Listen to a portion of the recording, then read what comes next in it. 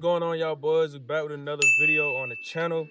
As y'all boys seen in the title, we basically gonna be doing a comparison slash like pros and cons video. We'll be just breaking them down, basically seeing like modification potential, prices, you know, problems that comes with the cars, everything in that type of realm. So let's go ahead and get into the video, man.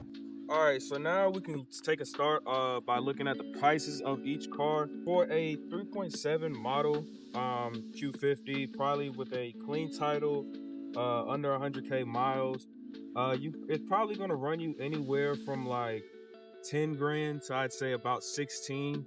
Prices may vary depending on like mileage and other factors like that.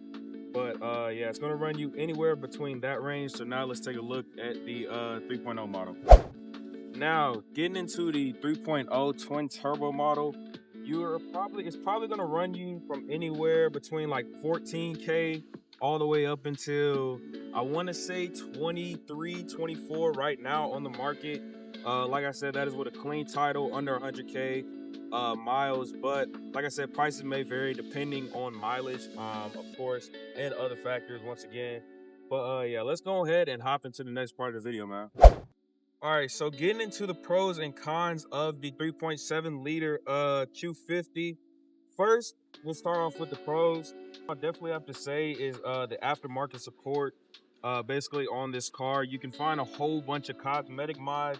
As you guys can see, I've already done, and as you guys seen in the last video, as a matter of fact, I've already done a couple mods, and there's plenty more that I'm planning to do. Whole bunch of cosmetic, whole bunch of performance mods that you can do easy, cheap, and it makes the car fun to build. It makes it yours. You know what I'm saying? It has your build, how you want it to look. So yeah, that'd definitely be the first pro of the car. So let's go ahead and get into the next one. Now my next pro, this is like a little like, personal preference or whatnot, but my next pro would have to be the stock audio system that it comes with. It is with a Bose audio system. It is fantastic. I'm not gonna lie, like honestly, I haven't needed to put any speakers in the back or anything like that because I'm pretty satisfied with it. Maybe I might in the future, but as for right now, I'm honestly like satisfied with it. And yeah, a lot of cars don't really come with that type of sound system. So let's go ahead and get into the next pro, man.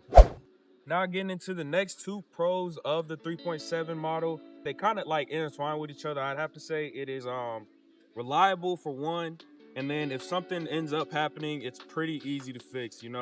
Parts and like I said, stuff like that, they come pretty cheap, aftermarket support wise. And yeah, so if anything does end up going bad, it is pretty easy to find and fix in a like pretty decent budget. So yeah, I definitely have to say those two are big ones for this car. So yeah, let's go ahead and get into the next and final pro. Last pro I would have to say is, man, it's just a simple, quick car. You feel me? It is a quick sedan that beats, your normal everyday traffic that you'll see on the road. It's not gonna beat though, it's not gonna beat no scat. It ain't gonna beat no Hellcat, nothing like that. But let a little V6 Mero pull up on you. Let a little V6 Mustang pull up on you, bro. Let a what's it called, BMW pull up on you, bro. I'm not gonna lie, they're catching that work, bro. Like your regular daily traffic that you see, it can keep up or beat those cars, man. So I just like that it's a quick, pretty cheap sedan, man. So yeah, let's go ahead and get into the bad part, the cons of this video, man. Now for the first con of the 3.7 model, I'll definitely have to say the interior, man. Like, well, really, honestly, this isn't just 3.7 model. This is all Q50s, man, from 2014 all the way up until 2024, man. Like, they kept the same exact interior, man. It just looks old. Not necessarily old, but it doesn't look, like, it doesn't look like how the 2020s look nowadays, man. So I definitely have to say, like, for the first one, it's definitely the interior, man. They were just real lazy, you feel me? But yeah, let's go ahead and get to the next con. Now, the next con I'd have to say of these cars, man, is probably how they sound if you decide to do anything with the muffler system. Now, before any like VQ or VR, people, come for me, let me finish what I gotta say, man. If you end up just doing a muffler delete, or if you cut your resonators off, and that's all you do, it's gonna sound terrible, bro. It's gonna sound like a trumpet. You're gonna sound like the lawnmower coming down the road, gang. I'm not gonna lie, bro. And even if you don't do that, and you do end up putting the exhaust system on there, if you put the wrong exhaust system on there, it's still gonna sound like a trumpet, my guy. Like you gotta get the right exhaust setup. So I definitely have to say that. And this is really for both VQs as well, honestly. Like, or not VQs, what's it called? Q50s, man. Like, if you do throw a bad exhaust system on there, it's raps, man. It's raps if you end up doing that, bro. It is raps, bro. So yeah, I'm gonna go ahead and get into the next con, man. Now, another con I definitely have to go with is simply the fact that it's an Infiniti, bro. It's a VQ, bro. You're gonna get hated on. BMW hates us. Really, bro, man. Any other V6 powerhouse, you know, like BMWs, Mustangs, stuff like that, bro. Any V6 powerhouse, bro, they hate this. They hate our community. Now, don't get me wrong. The VQ community isn't really the best. We can't just hate on a car. We can't just hate on a car just because it's like its community is bad. You feel me? It's still a good looking car. It's a great car. You feel me? So yeah, we can't just hate on the car because of the simple fact of that, man. You're gonna be a police magnet and you're gonna get hated on from other V6s, man. But yeah, that'll be it for that con. So let's go ahead and get to the next and final one, man. Now for the next and final con for the 3.7, and it is the worst, man. It is the valve body issue, man. The transmissions that Infiniti put in these 3.7s, bro, the 7-speed automatic transmission, it is complete dog shit, bro. Ass cheeks, bro. I'm not gonna lie, bro. If you own this car for a little while and you end up getting that code P0720, bro, just know your valve body is cooked, bro. It is gone, bro. You're gonna have to either buy a new one and get it reprogrammed, or not a new one, buy a used one, get it reprogrammed, or you're gonna have to buy a brand new one, and that's gonna run you anywhere from like 2,600 to like all the way up to like $5,000, bro. I've seen people say that. So that is definitely the worst part that comes with this car. Now, I am at 100, just at 130K miles, and I haven't had any issues, but I have kept up with my maintenance and stuff like that. And I'll get on it, but I don't beat on it too much, man. So I do feel like it's a little to each its own, like to each user, you know, how you treat the car and stuff like that. But then again, I've heard people that have treated the car, you know, perfectly fine, and it still went out. So I don't know which one to chalk it up to, but yeah, man, that is definitely the worst con of this car. But let's go ahead and get into the 3.0 model, man.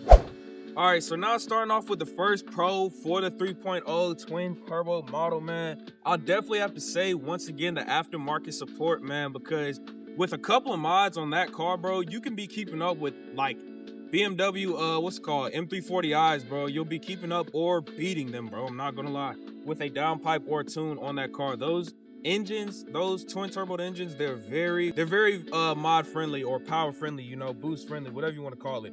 So yeah, those cars make a lot of power easily, and you'll be pushing like 400 or 500 horsepower off the wheel, bro. So yeah, let's go ahead and get into the next pro though, man. All right, now for the next pro on the 3.0 model, I'll definitely have to say the look of the car, man. You know, they made it look a little more modern, in my opinion. They changed up the front and rear bumpers. They changed up the tail lights. They changed up the front grille as well, man. And they also added a diffuser that comes stock on the, what's it called, the 3.0 models, man. I definitely like how they just modernized the car a little bit on that. And yeah, I'll probably be doing a conversion kit myself on my Q50, just to make it look a little newer. So yeah, let's go ahead and get into the next one. Now for the first con on these Q50s on the 3.0 model, from the factory, the pulley comes like misaligned basically. I don't know why or how that happened, but the pulley ends up coming misaligned, and so you'll end up having to replace your serpentine belt from around anywhere to like every 20 to 25K miles. Now there are ways you can work around it and replace it, get it fixed or whatnot, so you won't have to continuously do that. But yeah, that's just one, mishap that happened at the factory, and yeah, it's just a bad issue. So yeah, let's go ahead and get into the next con, man. Now the next con I'd have to say for the 3.0 model is that they are simply not easy to work on, man. Like the engine bay, I know you guys seen in the first video I uploaded, man. The engine bay of those 3.0 models, man, they are packed full of stuff, man. Like it's really hard to get in there to do any type of your own work, or your own maintenance and shit like that, unless you got the right equipment, man. So I'll say though, that kind of comes with every stock turbo car. You feel me? Like every car is kind of stock turbo car that's gonna have like a packed engine bay like that, man. But yeah, let's go ahead and get into the next con of these cars, man. Now for the last and definitely the biggest con on the or on the VR30s, I should say, it would definitely have to be the turbo issue, man, or like the engine blowing issue, man. I've heard people say that their engines or their turbos have blown at 20K miles. I've heard people say that theirs have made it all the way to 100K miles and blown. And then I've heard people say that they have made it all the way up to 200K miles and no turbos had to be replaced at all. Sounds like a manufacturer issue. It sounds like they messed up at the factory with the turbos and stuff like that. I heard that it has a lot to do with basically they messed up with something to do with the oil catch cans and stuff like that, or they didn't add oil catch cans and stuff like that. So a whole bunch of particles and dust ends up getting into your oil pans, and it messes up the turbos and stuff like that, man. So that's a big chunk of change, you know, if those turbos do blow, unless you're under warranty. So if you do end up getting a 3.0 model, I would definitely say try and get one under warranty, man, if those turbos do blow. So yeah, man, that'll probably be it for the pros and cons of the 3.0 model and the 3.7 model. Hopefully I made your choice a little easier. You know, if you was looking to purchase one, I went with the 3.7 model. BQ boys up, man. So yeah, hope you guys enjoyed the video, man. And yeah, I'll see y'all in the next one, man. Peace.